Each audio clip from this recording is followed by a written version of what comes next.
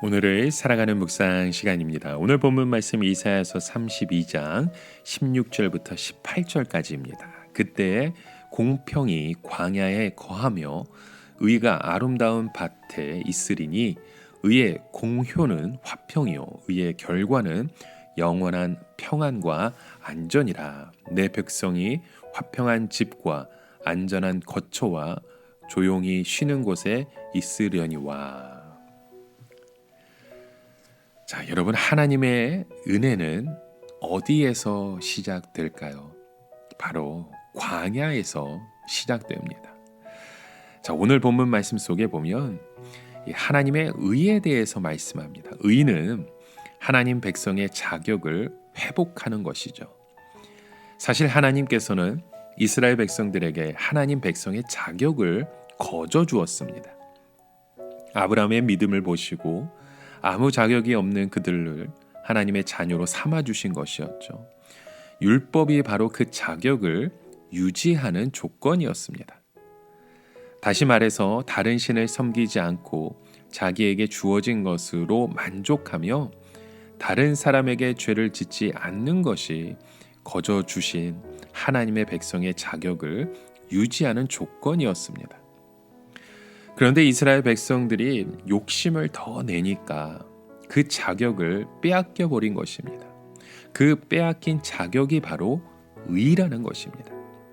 한번 상실한 하나님의 백성의 자격이 포로로 잡혀간다고 저절로 다시 회복이 될까요? 아니죠.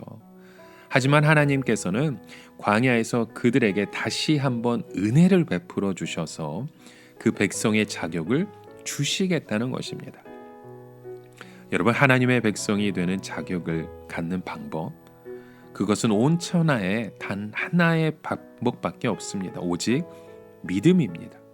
절대로 우리의 어떠함 때문에 우리의 어떤 물질로 살 수 있는 것이 아니잖아요. 이 유다 백성들이 포로로 잡혀가는 곳은 광야입니다. 광야에서는 모든 유다 백성들이 다 똑같아져 버리는 거죠. 모든 것을 다 잃고 붙들려 왔기 때문에 거기서는 서로 사랑할 수밖에 없고 거기서는 다시 한번 하나님을 의지할 수밖에 없습니다. 사실 유다 백성들은 어쩔 수 없이 다시 믿음을 가지는 것입니다. 그렇지만 하나님께서는 그 믿음을 보시고 그들과 화해하시며 그들의 죄를 씻어주시고 영원한 평안과 안전을 보장하겠다는 약속의 말씀을 주셨던 것입니다. 여러분, 우리들도 하나님에 대한 믿음을 가지게 되는 과정이 정말 내가 믿음이 좋아서가 아닙니다. 오히려 어찌할 수 없는 그 상황 속에 그 코너 속에 몰리다 보니까 하나님을 의지하지 않고는 도저히 빠져나올 수가 없어서 믿는 것이잖아요. 그럼에도 불구하고 하나님께서는 그것을 귀한 믿음으로 보시고 다시 한번 하나님 백성의 자격을 주시는 것입니다. 그래서 18절에 이렇게 말씀하죠. 내 백성이 화평한 집과 안전한 거처와 조용히 쉬는 곳에 있으려니와. 바로 이 집이 하나님께서 다시 세우시는 집이라는 겁니다. 우리 생각에는 예루살렘을 이처럼 불도저로 밀어버렸으면 이제는 뭐 대규모 단지의 아파트나 그런 집들을 세우실 것 같잖아요. 그러나 하나님이 세우시는 나라는 역시 공평의 나라요, 의의 나라라는 것입니다. 이 나라는 다시 파괴되지 않을 영원한 안전한 곳이 될 거라는 말씀이죠. 그 이유는 이 새로운 집은 언약이 다르기 때문입니다. 구약의 율법이 아니라 신약의 예수 그리스도의 복음으로 세워지는 집이기 때문에. 여러분, 복음의 특징이 무엇입니까?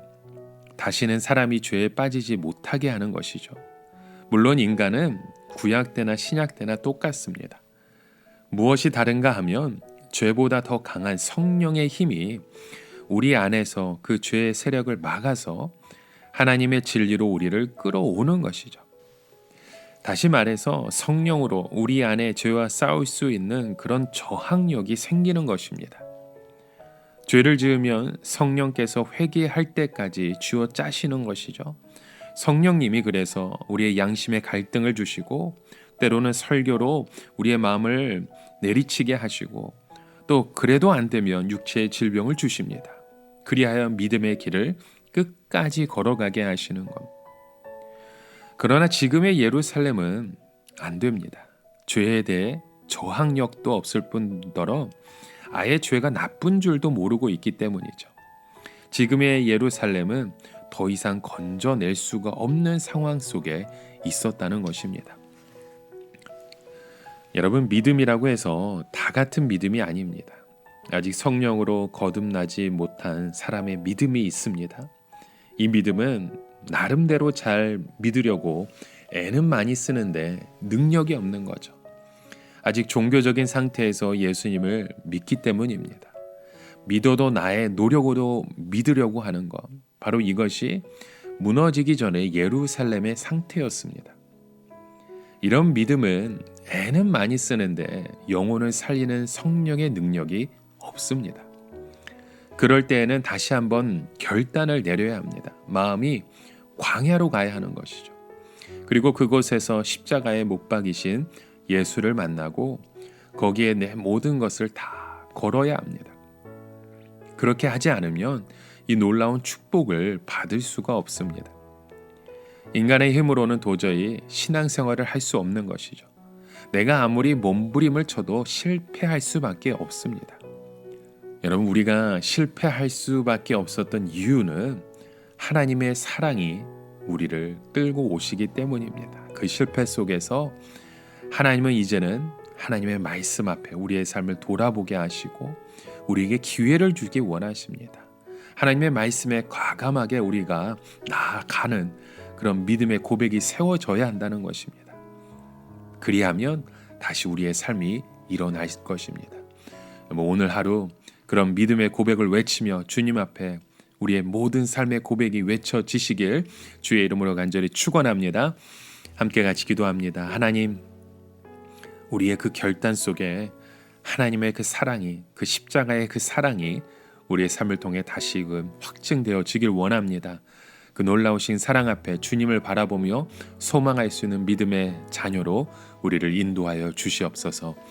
예수님의 이름으로 기도드립니다. 아멘.